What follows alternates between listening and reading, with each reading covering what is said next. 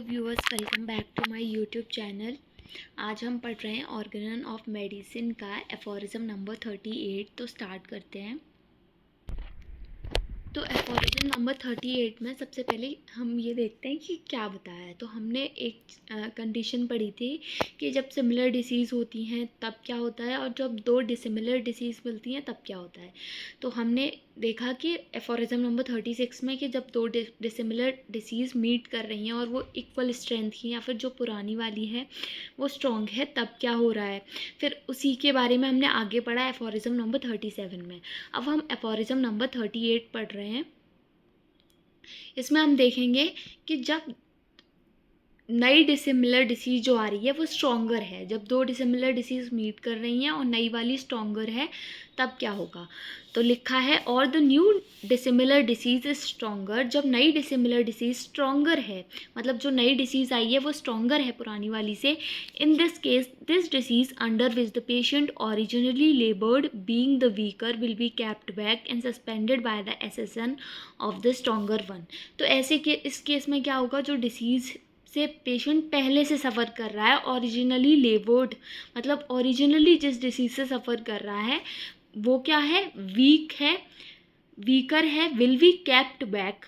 तो क्या होगा, वो जो वीक वाली है वो क्या होगी, वो पीछे हट जाएगी, एक स्टेप बैक ले लेगी। मतलब अगर हम युद्ध में जा रहे हैं, एक तरफ से एक राजा की सेना आई, दूसरी तरफ से दूसरे राजा की सेना आई, तो जो क्या होगी, अब जिसको लग रहा है कि सामने वाली स्ट्रॉन्गर है तो वो एक स्टेप बैक ले लेगी, तो वो क्या करेगी, पीछे छुप जाएगी, मतलब लेटेंट स्टेट में चली जाएगी अपनी। And suspended by the accession of the stronger one.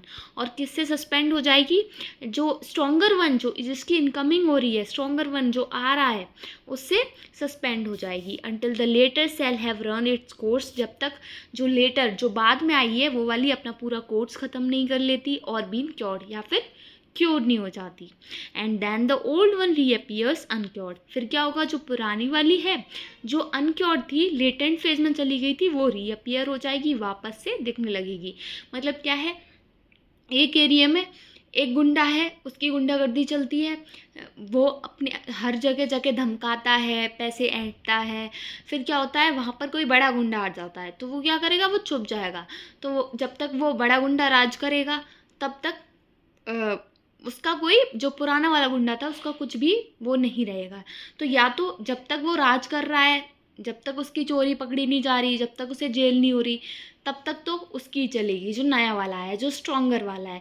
जैसे ही वो पकड़ा गया, उसकी डेथ हो गई या कुछ भी हो गया, तो पुराना वाला फिर से फॉर्म में आ जाएगा। तो वही है।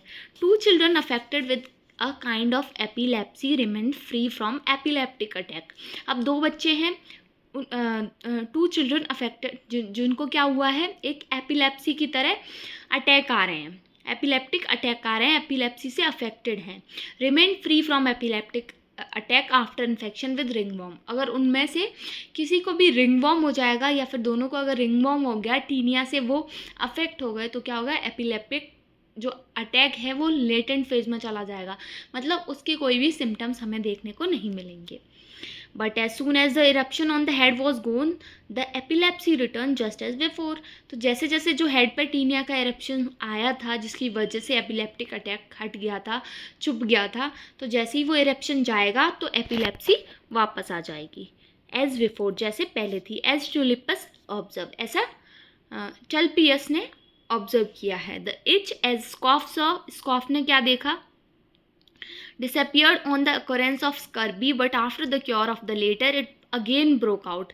उन्होंने देखा कि इच, जो इच हो रही थी एक पेशेंट को, वो स्कर्वी के आने से क्या हो गई, डिसअपियर हो गई, और जैसे ही स्कर्वी को क्योर किया गया मेडिसिन के थ्रू, वैसे ही वो इच ब्रोक हो गई, मतलब वापस से निकल कर आ गई। So also the pulmonary thesis remain stationery when the patient was attacked by a violent typhus.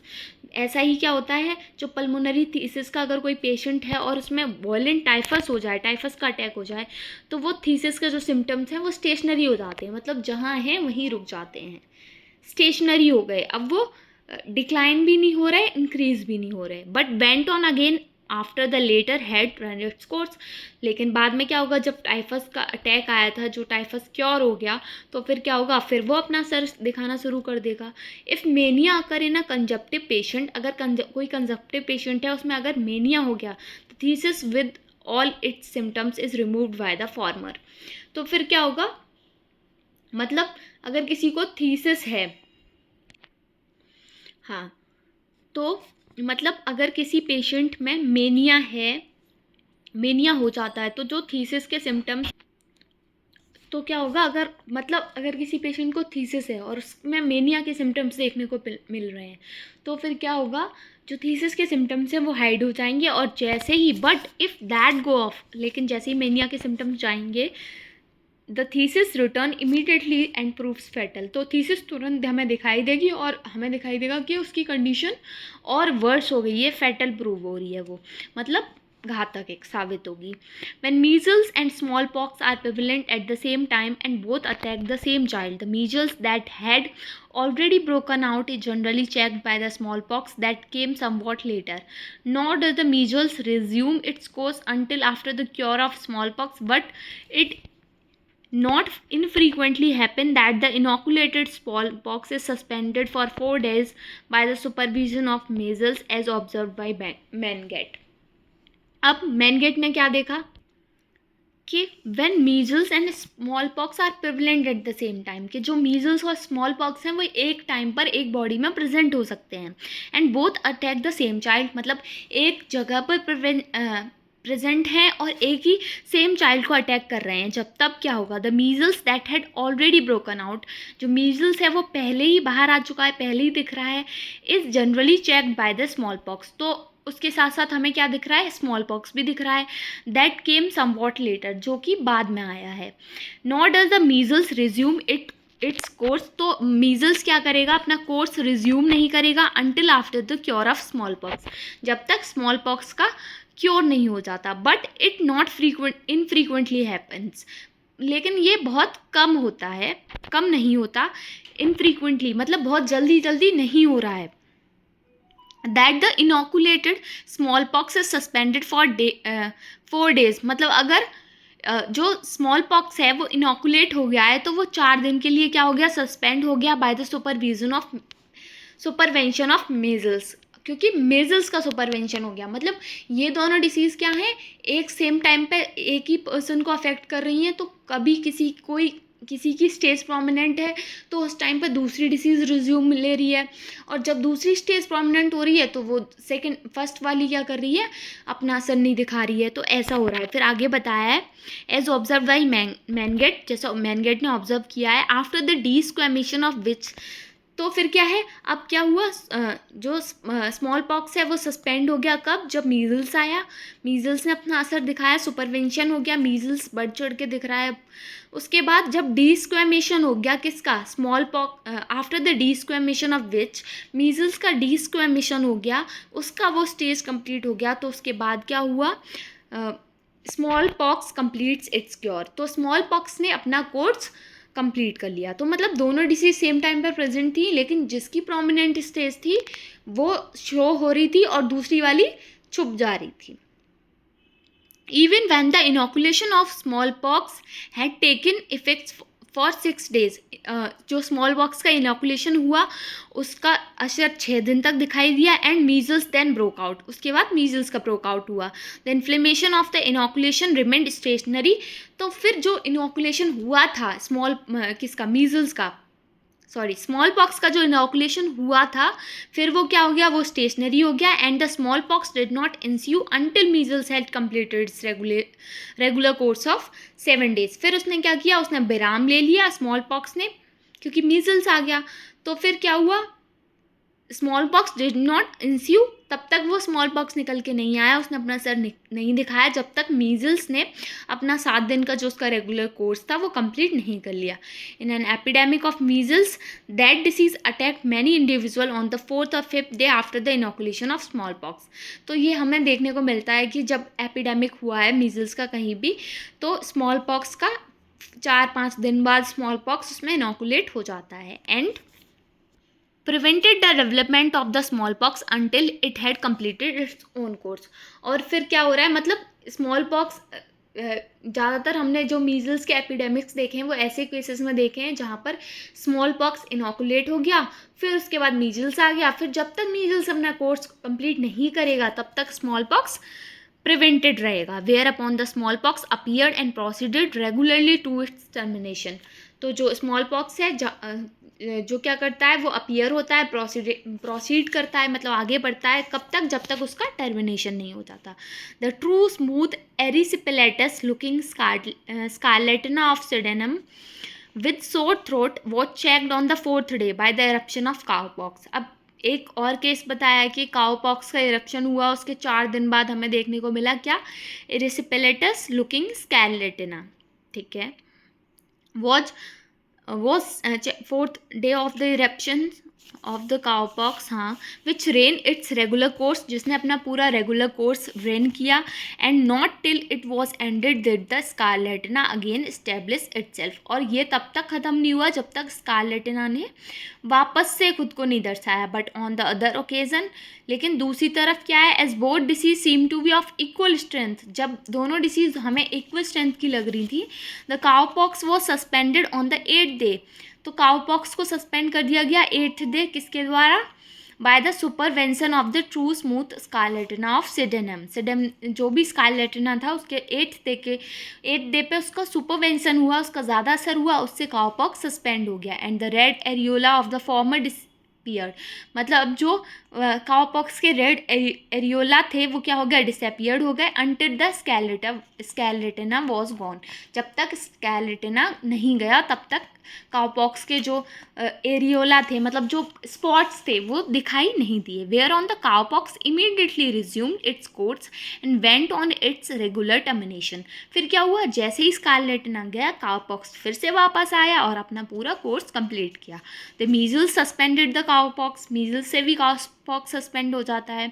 On the 8th day, same 8th day पे, when the cowpox had nearly attend its climax, मतलब जबकि हालांकि अगर देखा जाए तो जो cowpox है वो अपने क्लाइमैक्स पे पहुंच चुका है। कहते हैं ना, मूवी हो गई अभी क्लाइमैक्स वाकई है, मतलब एक पीक पे पहुंच गया है। तो जब वो अपने क्लाइमैक्स पे पहुंच गया है, तब अगर मीजल्स आ गया तब भी वो सस्पेंड हो जाता है। The measles broke out, the cowpox now remain stationary. Measles निकल के आ गए तो काउपॉक्स स्टेशनरी हो जाएगा एंड डिड नॉट रिज्यूम, फिर रिज्यूम नहीं होगा, and complete its course until the desquamation of the measles. जब तक मीजल्स का डीस्क्वेमेशन नहीं हो जाता तब तक ना काउपॉक्स रिज्यूम होगा, और पीछे हमने पढ़ा था ना स्मॉल पॉक्स रिज्यूम होगा, ठीक है। So that on the 16th day it presented the appearance at otherwise. तो 16वें दिन जब डीस्क्वेमेशन हो जाएगा मीजल्स का, तब ये अपने आप को दर्शाएगा।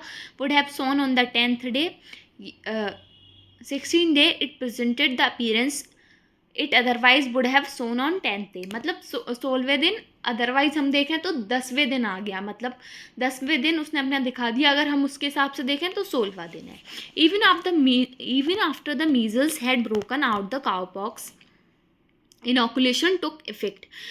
और क्या होता है, जब मीजल्स हैं जो ब्रोकन आउट हो चुके हैं, मतलब काउपॉक्स हुआ उसके बाद मीजल्स हो गए 8th डे पे, तो जब मीजल्स हो गए उसके बाद भी काउपॉक्स का जो इनोकुलेशन है, इनोकुलेशन पीरियड है, वो क्या हो रहा है, इनोकुलेट हो रहा है, मतलब बढ़ता जा रहा है, but did not run its course. मतलब इनोकुलेशन तो हो रहा है, उसका बराबर काम चल रहा है, लेकिन अपना काम दिखा नहीं रहा है, छुपा है कहीं। Until the measles had disappeared, जब तक मीजल डिसअपियर नहीं होती। एज कॉटम लाइक वाइज विटनेस, जैसा कि कॉटम ने देखा है। आई माई सेल्फ, हेनमन सर कहते हैं आई माई सेल्फ, मैंने खुद देखा है। क्या देखा है, saw the mumps angina parotidea immediately disappear हो जाता है when the cowpox inoculation had taken effect, जब काउपॉक्स अपना इनोकुलेशन इफेक्ट शो करता है, and had nearly attended height, और अपनी हाइट पे पहुंचता है।